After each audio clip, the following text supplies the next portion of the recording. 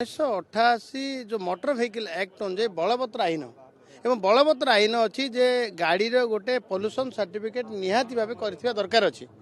परिवेश प्रदूषित होगा एवं एयर क्वालिटी इंडेक्स रे जो भाव ओडिशा तलू जीवा ताकू आधार करी सारा भारत वर्ष विशेषकर ओडिशा रे या कड़ाकड़ी भाव परिवेश सुरक्षा चिंता करी आवश्यक अच्छी कौन सी गाड़ी पोल्यूशन